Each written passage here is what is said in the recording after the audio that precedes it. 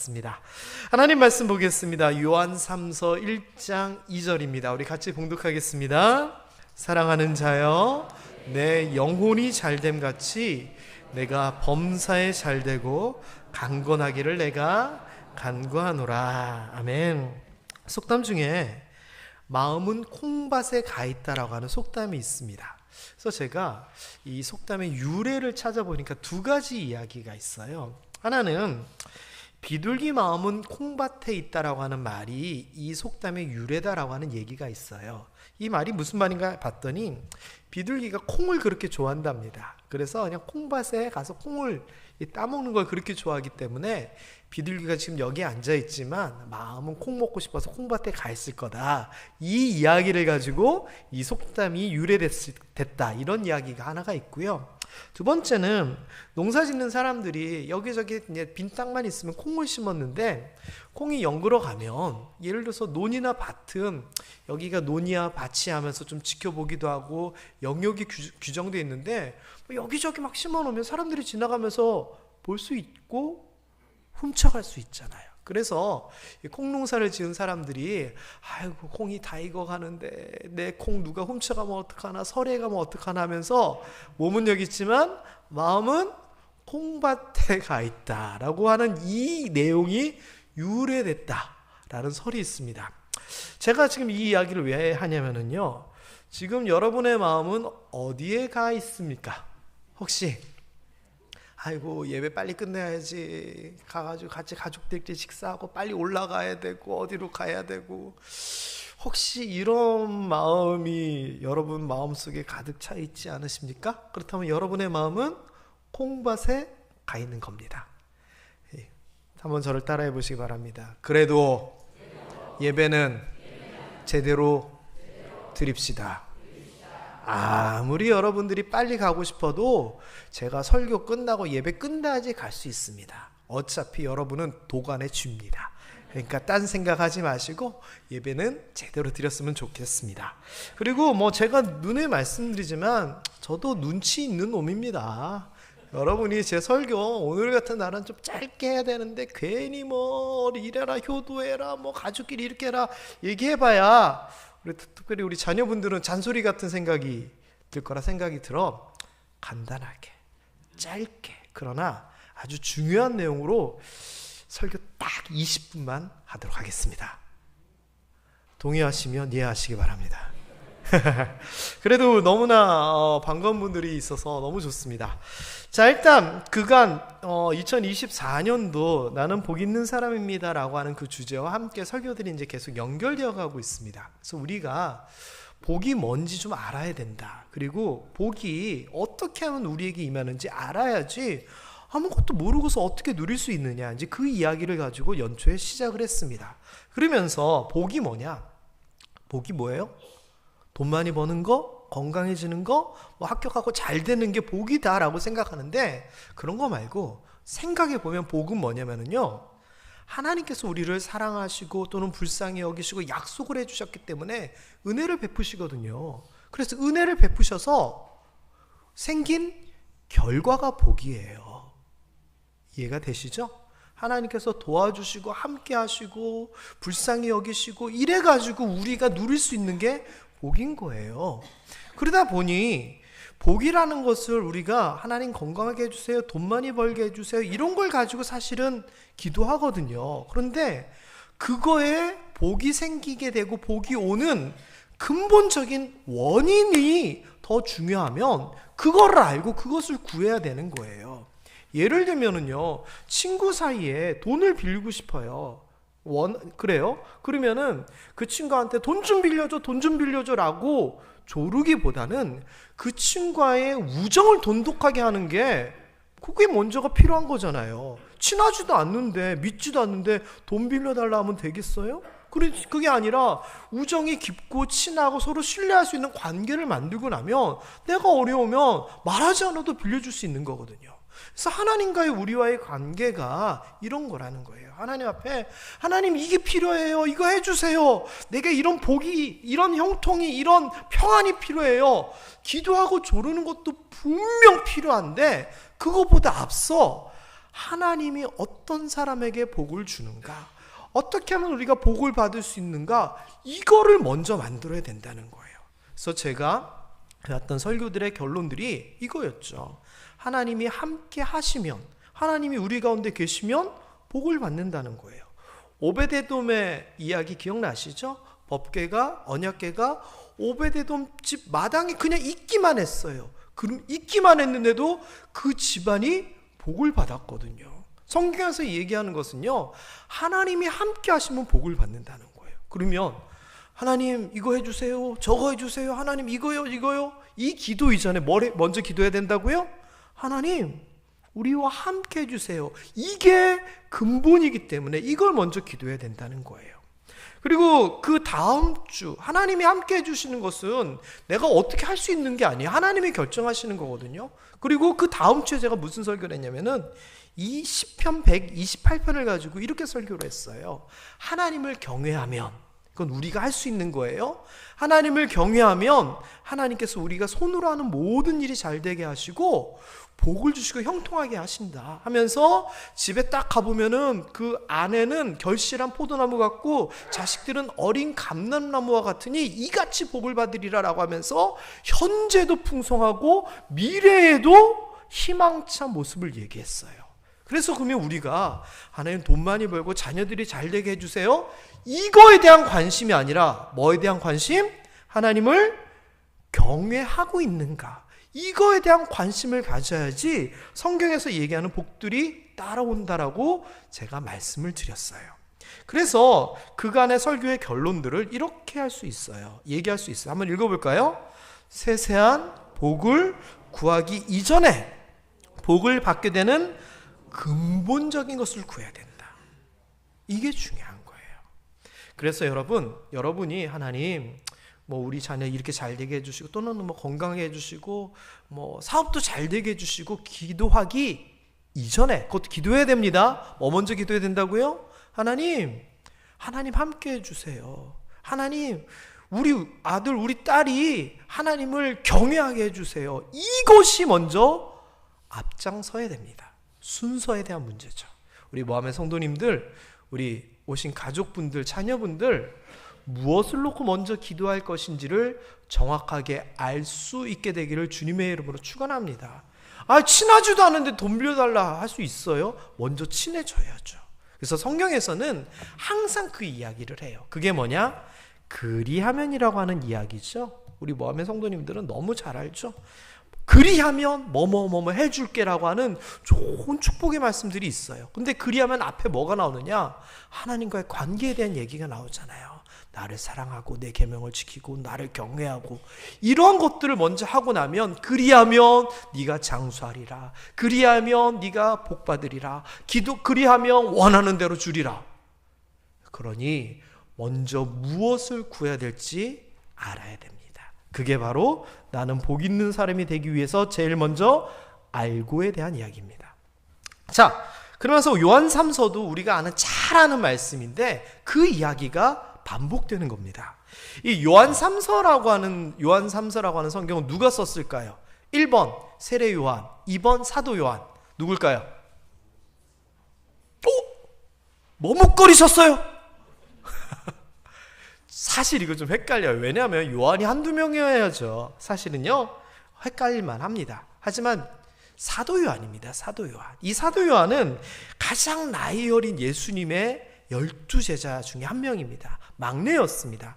예수님과의 아주 관계가 돈독했어요. 그래서 예수님께서 나중에 십자가에 못 박혀 돌아가실 때 이 요한에게 옆에 계신 마리아, 내 어머니가 네 어머니다, 어머니 당신의 아들입니다 하면서 자기가 죽게 됐을 때, 십자가에 못 박혀서 돌아가시게 됐을 때, 그리고 이제 승천하고 이 모든 것을 염두에 두시고서는 마리아, 어머니 마리아를 이 요한에게 부탁합니다. 그 정도로 신뢰할 만한 사이였죠. 그리고 나중에는요, 이 요한은 자기는 살아남았지만 자기 형인 야고보가 순교하는 것을 보게 돼요. 아이고 죄송합니다. 그 다음에 이런 일들은요, AD 64년, 그러니까 네로 황제가 그 불타는 로마를 보면서 노래를 불렀다는 그 이야기가 있는 이 로마 대화제 때 기독교 1세대 지도자들이 거의 다 순교를 당해요. 근데 이 요한은 살아남아요. 그리고서는 뭘 했느냐? 1세대 예수님을 직접 만나고 사도였고 제자였던 사람들이 다 죽고 나서 예수님을 만나지 못한 2세대들을 위해서 귀한 사역을 하게 됩니다. 그리고 요한 1서, 2서, 3서를 쓰고 요한계시록을 쓰면서 우리 자녀들이 이렇게 해야 돼. 이단으로부터 이렇게 너희들 보호받아야 돼. 하나님은 사랑이니까 우리 서로 사랑하면서 살아야 돼. 지금 힘들고 어렵지만 우리 잘 버티면은 새하늘과 새 땅이 우리에게 임하게 되고 그곳에는 슬픔과 눈물과 애통하는 것 사망도 없는 그곳에서 우리가 행복을 누리게 돼. 이런 내용들을 통해서 그 자녀들 다음 세대들을 다독거리는 일들을 하게 돼요. 그러면서 그 중에 하나인 요한 3서가 나오는 거예요. 자, 그런데 이 요한 3서는 무슨 내용이냐? 요한 3서, 유다서, 구약에 있는 오바댜, 성경에 몇 안 되는 한 장짜리 성경인데 요한 3서에서는 가이오라고 하는 사람들을 축복하는 내용이 나와요. 가이오. 이 가이오라고 하는 사람한테 축복하는데 제가 그냥 유명한 얘기죠. 우리가 잘 아는 말씀이잖아요. 저는 세 박자 축복이다라고 생각을 해요. 이게 뭐냐? 어느 것 하나 빠지지 아니하고 균형을 가지고 있는 축복. 우리가 아는 것처럼 이 말씀 그대로 영혼도 잘 되고 범사, 파스라고 하는 단어를 쓰는데 하는 모든 일 전부가 다 잘 된다는 거예요. 그리고 세 번째로는 강건, 튼튼한데 몸과 마음이 다 튼튼한 것을 얘기하거든요. 그러니까 우리가 돈만 많이 벌었는데 건강이 없고 건강하긴 한데 마음이 불안하고 이런 뭔가 부족한 상황이 아니라 딱딱딱 세 박자가 맞아 떨어져가면서 모든 것이 완벽한 상태의 상황이 바로 이 상황이고 이것을 가이오에게 축복을 하게 돼요. 자, 가이오가 뭘 도대체 잘했길래 이런 축복을 받을까요? 그 이야기를 해볼게요. 일단 이 세 가지 축복 중에서요 제일 중요한 것은 영혼이 잘됨 같이라고 하는 이 표현이에요. 제가 예전에도 한번 이 설교를 한 것 같은데 영혼이 잘됨 같이 다른 일들이 잘 된다라고 하는 이 표현은 그러면 영혼이 잘 안 되면은 다른 일들이 못 따라오는 거예요. 그쵸? 예를 들면 이런 거죠. 저희 아들이 작년에 학기 중에 시험을 치게 되는데 중간고사 시험을 칠 때 독감이 걸려버린 거예요.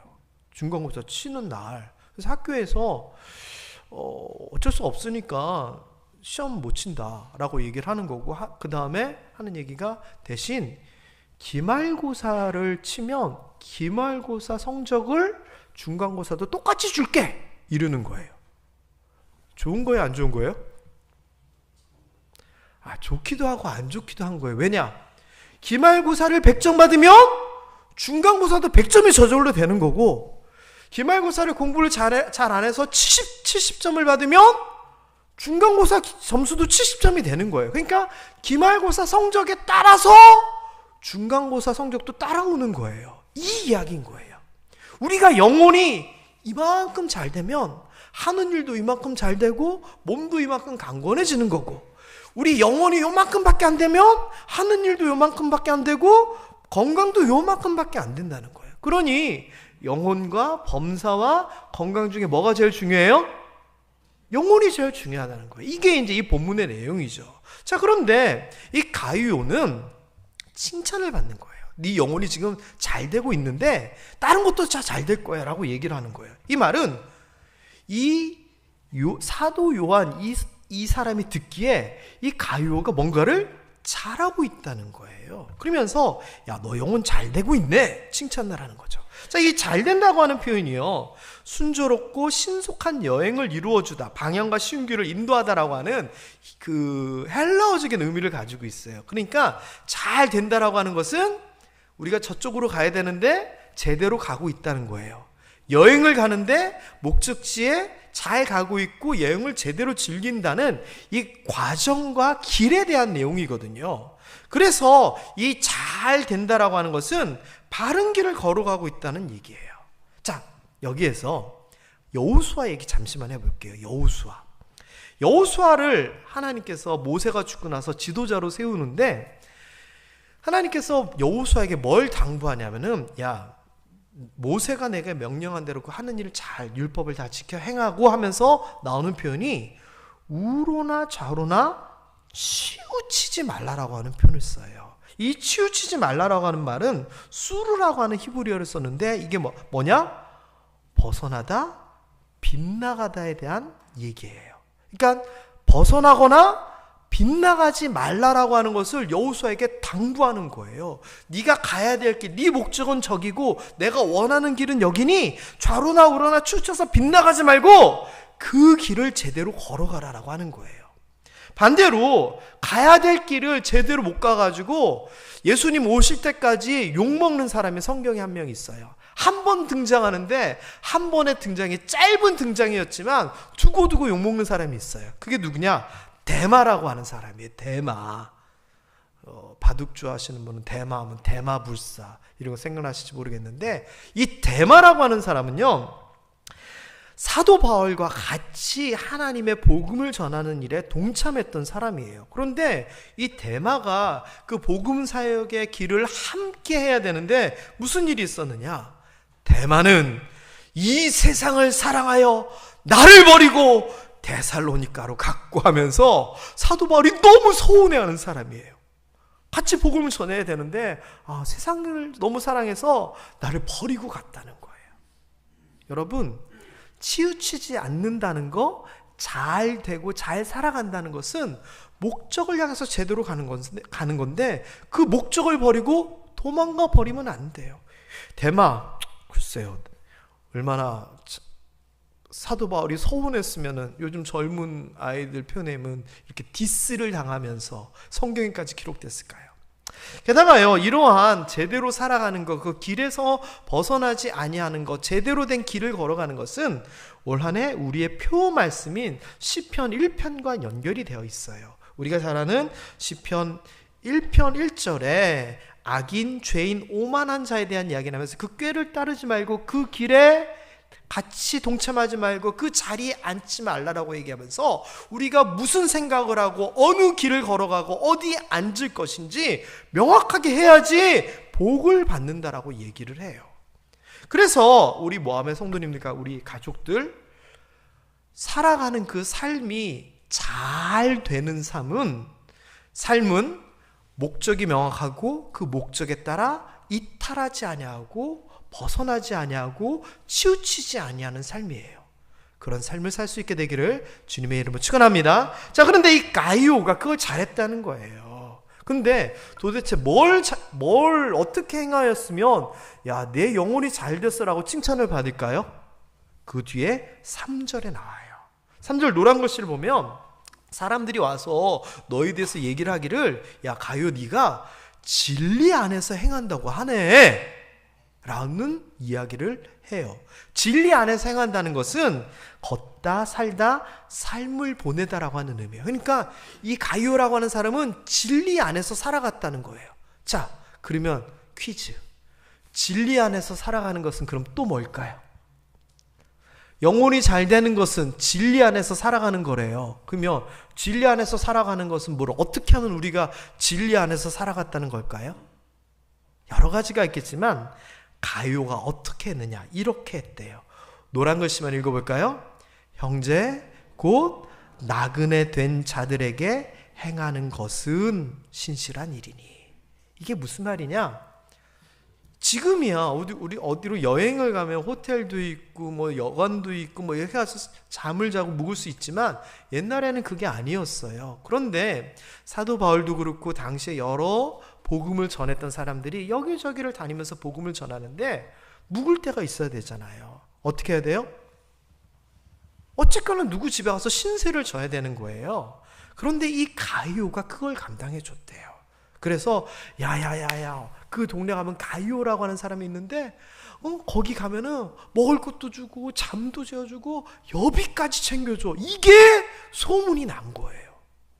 여러분, 이게 굉장한 거예요. 참고로 저는 제 친구들이나 선후배한테 어떻게 소문났는 줄 아세요? 김천 가면 그 다음에 먼저 알아맞혀 보세요. 밥 잘 사준다. 맞아요. 또 조금 정확하게 밥 대신 뭔지 아세요? 김천 가면 김세용 목사가 짬뽕 사줘. 우리 연하로 얘기 제가 하도 잘한 그랬더니 소문이 진짜 그렇게 났어요. 먹어본 사람들이. 근데 가이오는요, 사람들에게, 특별히 복음을 전하던 사도들에게, 제자들에게 거기 가면 가이오가 섬겨주고 도와줘, 이렇게 소문이 난 거예요. 그 뒤에 보면 요한 3서 1장 6절에 보면은 그들을 잘 보살펴서 보냈다 그래요. 여러분, 이게 쉬운 일일까요? 어려운 일일까요? 어려운 일이에요. 왜? 나 먹고 살기도 어려운데 생판 모르는 사람들이 지나가다가 복음 전한다고 하면 오시라고 재워주고 먹여주고 섬겨주고, 머무는 동안 다 수발 들어주고, 갈 때는 아이고 이걸 하시다가 식사하시라고 돈까지 챙겨준다고 생각해봐요. 뭐 가이오는 뭐 땅 파서 돈이 나와요? 아니에요. 헌신이에요, 진짜로. 그런데 가이오는요 명확했어요. 왜? 뭐가? 이게 하나님의 일을 하는 것을 동참하는 일이다 라는 것이 명확한 사람이었어요. 그러니까 그 일을 감당했던 거죠. 좀 정리를 하면 이 가이오는요 뭘 잘했느냐, 복음을 전하기 위해 다니는 전도자들을 귀하게 영접하고 섬기고 도와줌을 통해서 복음 확증에 큰 역할을 감당하는 삶을 산 거예요. 그의 섬김과 헌신을 사람들이 알고 하나님도 인정한 거예요. 그러니 이게요 그냥 나 잘 먹고 잘 살기 위해서 사는 그런 삶이 아니라 하나님을 위한 삶, 복음을 위한 삶이잖아요. 그러니 하나님 보시기에 얼마나 가치 있고 제대로 된 삶이었어요. 그러니까 이거를 사도 요한이 칭찬한 거예요. 너 잘하고 있다고. 네 삶이 제대로 된 삶이라고. 네 영혼이 잘 되어가고 있다라고 칭찬을 한 거예요. 그러면서 뭐라고 얘기하느냐, 야, 이거보다 더 기쁜 일이 어딨냐, 자녀들이 진리 안에서 행하고 잘 산다는 거, 이거보다 더 기쁜 일이 어디냐면서 이 가요의 이 하는 것들을 보면서 너무 기뻐하고 있어요. 자, 결론입니다. 무려 벌써 결론을 내립니다. 부모님들에게 말씀 먼저 드립니다. 우리가 가정을 위하여 기도할 때 혹시 영혼의 잘됨보다, 아까 가이오의 얘기로 치면 목적, 의미 있는 그런 제대로 된 삶을 통하여 하나님에게, 사람들에게 정말 인정받는 이러한 영혼이 잘 되는 삶보다 하는 일이 잘 되고 건강하기를 먼저 구하고 계시지는 않습니까? 아닙니다. 영혼이 잘됨같이 범사가 잘 되고 강건하는 겁니다. 여러분, 근본적인 거, 본질적인 것이 앞서야 됩니다. 그것을 먼저 구해야지 우리 자녀들이 하나님을 제대로 알지도 못하고 신앙생활 제대로 하지도 않고, 그런데 그 영혼을 불쌍히 여기고 그 믿음의 생활에 대한 걱정, 근심 이런 것은 없고 그저 잘 됐으면 좋겠어, 합격했으면 좋겠어, 돈 많이 벌었으면 좋겠어, 이것만 기도하면요, 저는 아니라 생각해요. 기도 제목의 1순위는 뭐냐? 우리 자녀들이 영혼이 잘되게 하여 주옵소서, 하나님과 함께하게 하여 주시옵소서, 믿음 생활 잘하게 하여 주시옵소서, 하나님과 친밀한 관계를 가지게 하여 주시옵소서. 이게 가족과 자녀들을 향한 1번 기도 제목이 돼야 돼요. 이래야지 영혼이 잘 돼서 나머지 일들이 줄줄줄줄 따라오는 거예요. 우리 부모님들 이거 먼저 기도할 수 있게 되기를 주님의 이름으로 축원합니다. 그래야 됩니다. 부모님들 얘기했으니까 이제 자녀들에게 이야기합니다. 이번 설명절 때 뭐 선물하셨어요? 부모님들께?